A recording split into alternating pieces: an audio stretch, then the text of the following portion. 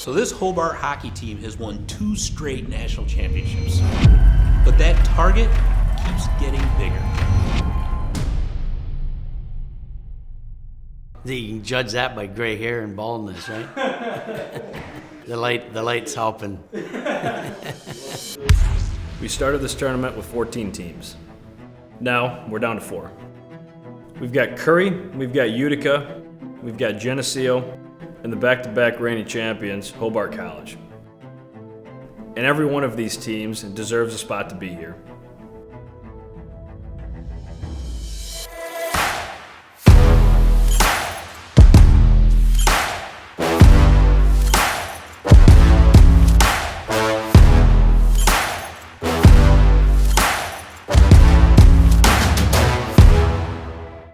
Hey everyone, this is Chris, founder of D3 Hockey News. We're here in Utica, New York for this year's Men's Frozen Four. We're back for another full 60, and we're looking to crown another champion. Let's take a look at how we got here. Each team typically plays 25 regular season games, depending on how their scheduling goes and the conference rules. Then they've got their conference playoffs. Teams are in the auto bid based on winning their conference playoffs, and then if the team does not win the auto bid, they are then determined by the computer, which is also known as the NPI, also known as Power Rankings. So the computer will determine the weighting of various factors. You can read an article about that on d3hockeynews.com. But they used to use the pairwise system. This is the first year under the new system. We have a great set of teams here. Every team that's here deserves to be here.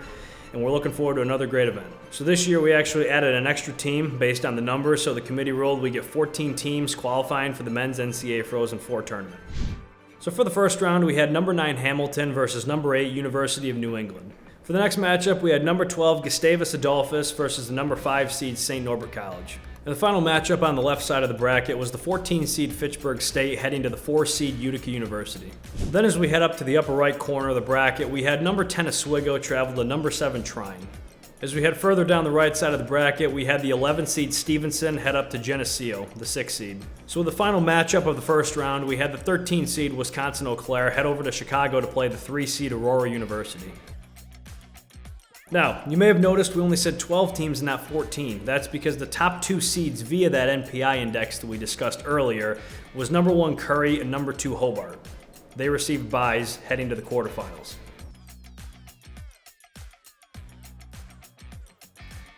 So in the first game, Hamilton got past University of New England, defeating them 4-2 on the road. They would face Curry. So moving down, St. Norbert defended home ice, defeated Gustavus 3-2. In the bottom corner, Utica defended home ice as well. They defeated Fitchburg State 5-1. With that, Utica would then move on to play St. Norbert at home. Trine, in their first ever NCAA game, defended home ice against Oswego, defeating them 4-1 to advance to play Hobart. Geneseo would host the team from Maryland. They would defend home ice, defeating Stevenson 3-1. And then in the final matchup, another common occurrence, Aurora defends home ice, defeats Wisconsin-Eau Claire 3-2. They move on to face Geneseo. And with that, we filled out our quarterfinal bracket. So in Curry's first game of the NCAA tournament, after receiving their bye to the quarterfinal round, they hosted Hamilton College, defeated them 4-1. They earned their spot in the Frozen Four. In one of the most highly anticipated matchups of the entire year, Utica defeats St. Norbert, the 5-time national champions, to earn their spot in the Frozen Four. Coming off their first ever NCAA game, Trine headed to the number 2 seed Hobart, where they were up 2-0, but Hobart scored 3 straight, including the winner in overtime. Hobart's back in the Frozen Four, looking for their 3rd straight title. So to solidify the Final Four, Geneseo headed over to Chicago. They were down 3-0 to Aurora. They win 7-4. Geneseo gets their spot back in the Frozen Four for the first time since 2022. So now we've solidified our final Frozen Four. So in the first matchup of the day, we've got the number 2 seed Hobart versus the number 6 seed Geneseo.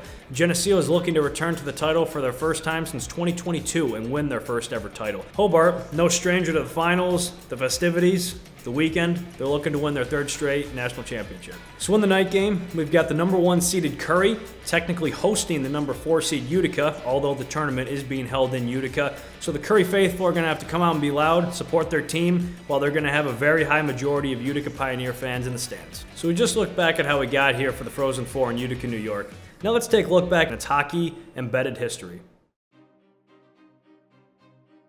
Central New York has a very rich hockey history, going all the way back to the Clinton Comets of the old Eastern Hockey League. The Comets were a huge, huge team here, all the way up through the 60s and the 70s. And then there were several different professional teams after that, of course, minor league. And with the last one being the Mohawk Valley Prowlers, who folded in 2001. At the time, Utica College, the Pioneers started their hockey program in 2001 on the heels of the Prowlers leaving. So they had the men's and the women's programs that started. And through hard work and dedication, Pioneers built up a tremendous fan base here, a solid fan base. You know, people love the Pioneers. They loved having hockey back here in Central New York.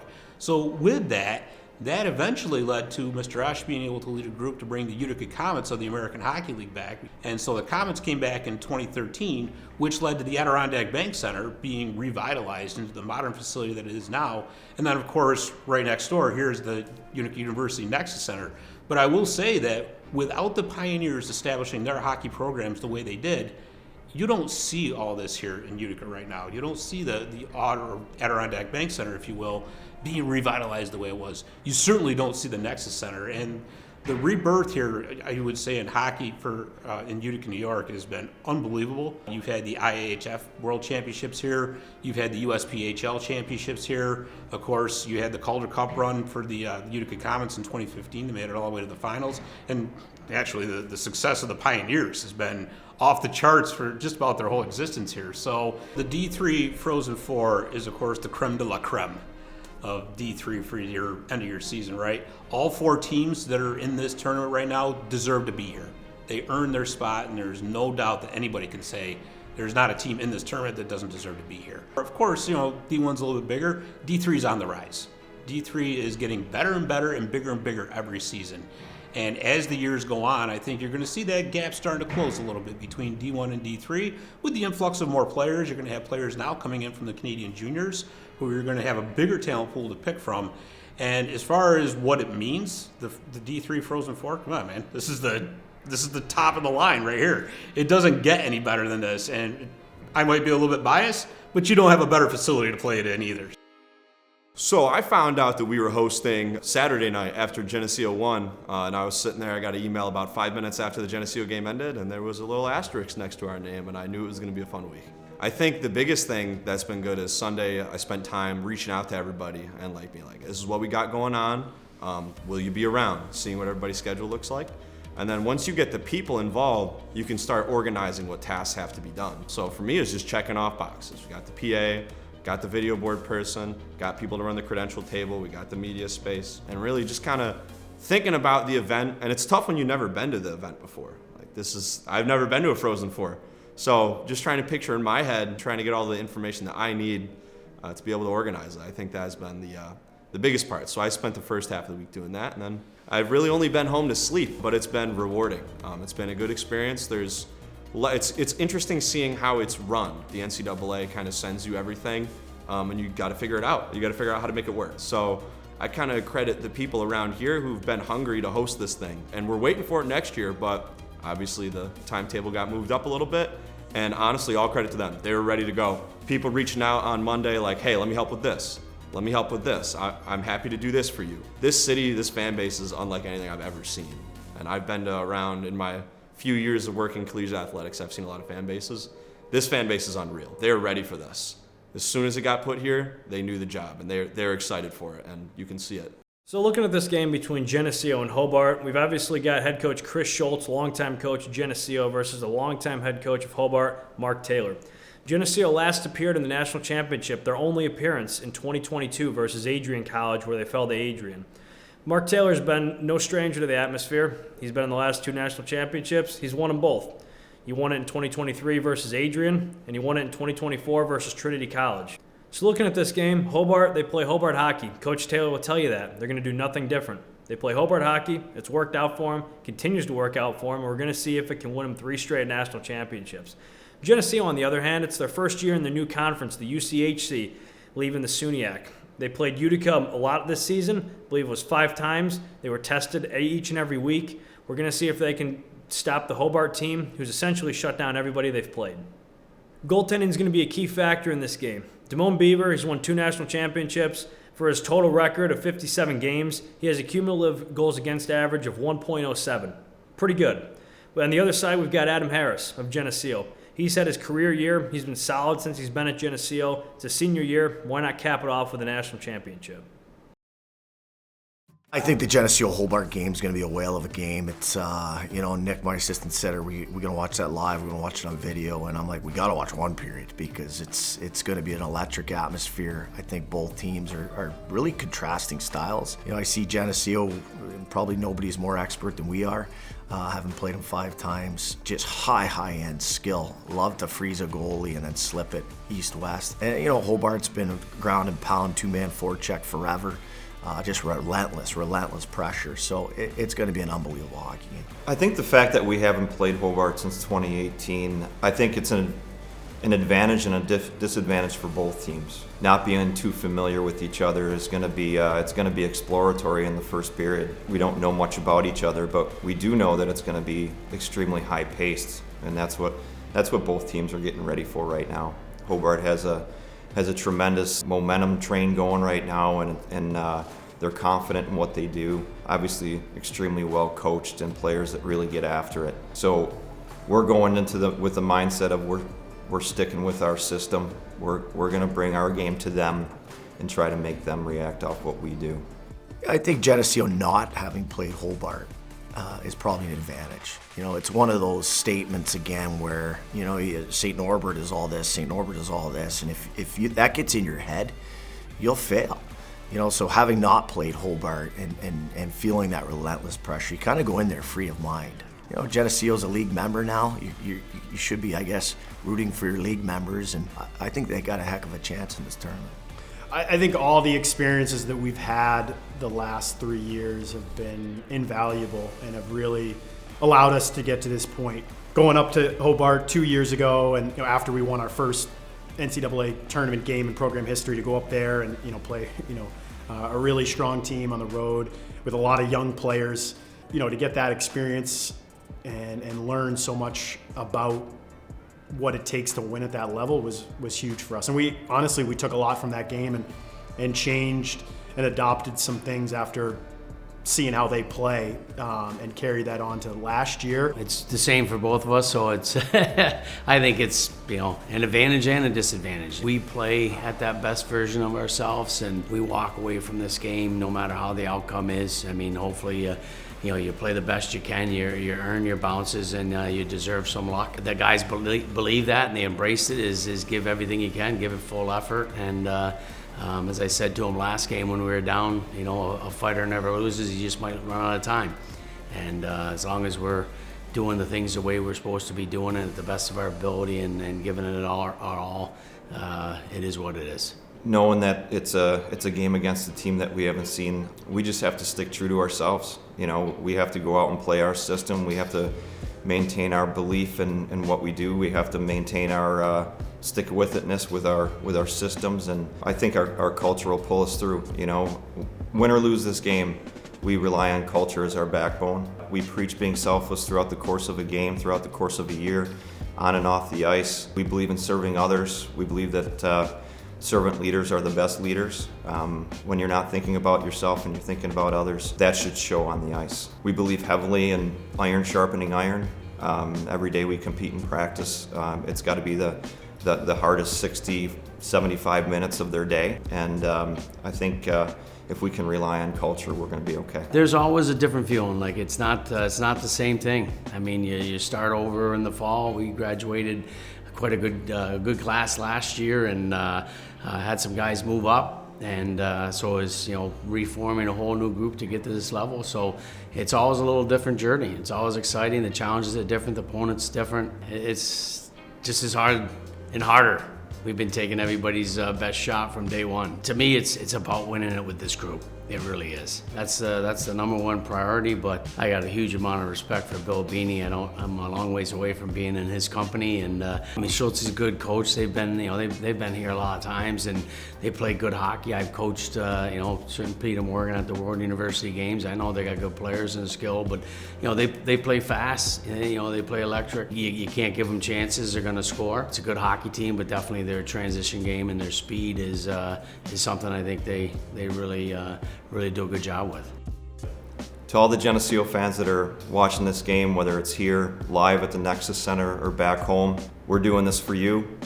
Your support for us has been amazing throughout the last 50 years, and we owe this to you. We appreciate your steadfastness with commitment to us, and we're going to go out there and give it everything we've got for you, and we hope that we can bring it home to you.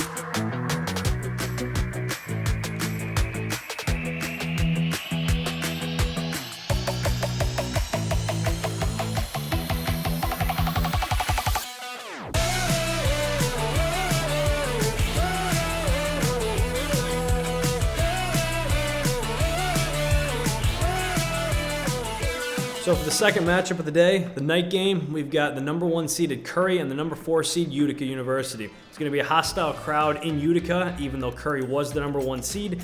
Utica was given the bid to host due to Curry not bidding, nor having the proper facility, just like Hobart in this case, to host, as it didn't meet their needed requirements. So looking at the game, it's quite drastic. Both teams are going for their first national championship. The only difference, this is Curry's first ever Frozen Four. We've got Coach Pete Roundy in his 4th season. He's turned the program around, won Coach of the Year this year. His goaltender Shane Soderwall won the Sid Watson Most Outstanding Player in all of Division III men's hockey. So clearly they've got that running for them. Utica University, longtime head coach Gary Heenan, looking to make the national championship for the first time ever. Last year, lost the national semifinal to Hobart. Looking at a potential rematch between the two of them, assuming they both win. We'll see if they can finally get over that hump. They've been playing their best hockey as of late in the postseason. So to get into this game, let's talk about some key factors. Let's start with Utica. We've got Brian Scoville. He's got the highest plus-minus on the team. He's got 36 in the plus area.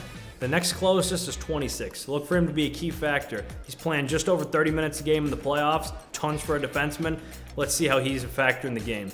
Utica's playing their best hockey as of late in the postseason. Coach Heenan will probably agree on that one, and many of the fans watching.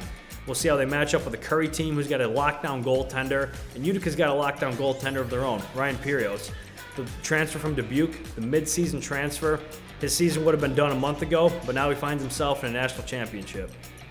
So heading over to the Curry side of things, they're on the number 1 seed, best team in the country according to the NPI. They're going to have Shane Soderwall behind the defense. He's going to be the key player of this game, the Sid Watson Award winner, second straight year for a goalie to take that crown, as Devin Boback of Trinity won it last year. So Shane's currently got a .945 save percentage. One of the best in the country, Damone Beaver, he would have something to say about that with his 2 rings on his hand, but Shane has been lights out. Let's get into the coaches. Yeah, quite a surprise for us to get to host the tournament. I mean, things just fell in line there with a couple West teams losing and us being fortunate enough to get by a very good St. Norbert team. We're not in our true home building, but we are on the property and we are in our great city, and it'll be very evident that we are home. once the puck drops. Utica's a really strong offensive team. They have really good goaltending. They're deep on the back end. They're big on the back end. So, for us, we're going to try to have to slow them down a little bit. They go north with the puck really well. They protect the middle of the ice defensively really well. So, it's going to be a big challenge for us, especially, here in Utica against a rowdy crowd. But we're excited for the opportunity to be here, and we're excited by the challenge. It's going to be the biggest game to date this season, the hardest game for our program, but we're ready for the challenge.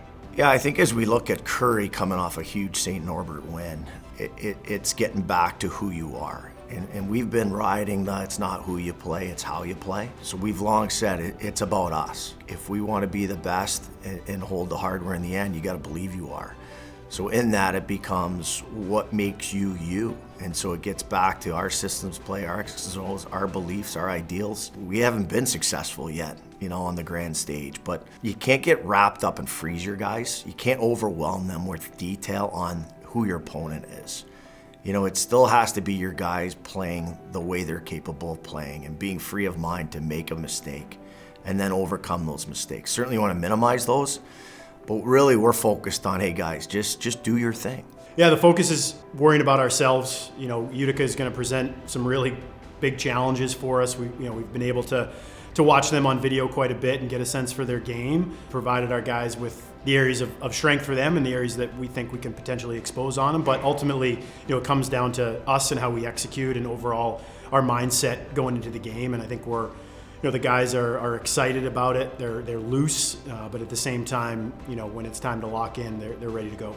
This time of year, I honestly don't think there's an edge anywhere. There's 4 teams that are here for a reason. It's not a mistake that they're here. All 4 teams have really high quality recruiting, really high quality coaches. They're all going to be prepared. All the goaltenders are going to be able to keep their teams in the game. So it's a full 60 minutes. If you don't play the full 60 minutes, you're probably not going to win the game. The team that plays the most quality minutes is going to probably be standing in the end. The difference between last year and this year is the players change. I mean, every single year, there's just a little different feel in the locker room. Fortunately for us, our leadership group stayed the same. We got Bro and Scoville back as super seniors, and they've led this group. We've had bumps in the road, you always do every single year. We got through those. Quite a bit of change at Christmas time for us, but we're back. For us, it's about trying to slow them down a little bit. They're a very good offensive team. I think they're the 3rd ranked team in the country offensively. So, they've got a lot of firepower up there. And for us, it's about playing a 200-foot game. When we get the puck in the offensive zone, we're going to try to possess the puck, try to wear them down and slow them down. Because once they get the puck, they're going north really quickly and they apply a lot of pressure on you. So, that's kind of our philosophy offensively. And then when it comes to, the defensive side of things, we're going to have to be disciplined and really use the details of our game, which are, our angles, our stick position, finishing our checks, and really trying to stay above the puck all night to slow them down. And we were so close to making a breakthrough last year and playing Hobart, taking them to 4 overtimes. And again, it just gave us so much confidence as a group to know that, hey, we're really close, but the margin of error at this point in the season is really small. And, everybody is so good, so it takes an unbelievable effort from everybody involved to get you over the hump, and that's what we got this year. And I think being able to look back at those experiences the last 3 years and say, we learned so much and that propelled us to get here now is huge. Well, we played Curry last year in the NCAAs. It was their goaltender obviously is outstanding. Sid Watson award winner now. Congratulations to him. Tremendous athlete. When you have a goaltender of that nature, you're going to be in games. And Pete Roundy's done an amazing job with that program. He's turned it around really, really quickly. He's a class act, and getting to this point now getting to the NCAAs twice in the last 2 years, that's a tremendous accomplishment. But there's a lot that has to go right to make the NCAAs, and he's obviously put something together with consistency. His team believes, and a tremendous credit to them for what they're doing. I think I think the highlights of our team are our team speed. I think we're a really good skating team at the forward position and on the back end. I think we close quickly defensively. We have a mindset of being connected and committed defensively so that we can go get the puck back and go play offense. And, once we do that, I think we're pretty creative and dynamic with the puck. We encourage all 5 guys on the ice to be involved offensively. And, that's been a strength of our team all year is we have really, really strong depth scoring-wise. I think our leading point scorer isn't even at a point a game, but we have, a lot of guys underneath that, with above 10 points. And so the strength of our team is our depth. And, I think defensively we're pretty structured and sound. And then offensively, we like the way we possess the puck. And credit to all the Western teams for great seasons. But the East really came through here and showed how strong we are. And by beating Hamilton, we prevented the New York State Invitational there. This is a group that they've been chaining together wins quietly all year, but we've never really seen the full intent, the full extent of what they're able to deliver on. And that's been, certainly a thought in everyone's mind throughout the year is how can they get there? How can they fire on all cylinders at the right time? And unlike maybe years past where the run really got going in early January, this is a group that frankly hasn't started playing its best hockey until the postseason. I look at that semifinal game in the conference tournament against Chatham as a big turning point in the year. They had the letdown the next week against Geneseo, but the 3 tournament games they've played here on the national stage, there has been a whole different gear. They've gone into overdrive, and I think that's the difference. We've certainly had really good NCAA tournament teams here before, the group that beat Plymouth State and was hanging in there against Hobart last year. In 13, the team that was able to rally out of a hole and beat Bowdoin. But this is the first group I look at and go, you know what? They've got the goods. They've had them all along. And now you're starting to see this group really run at high efficiency. And if you're a coach, you're almost afraid to touch anything.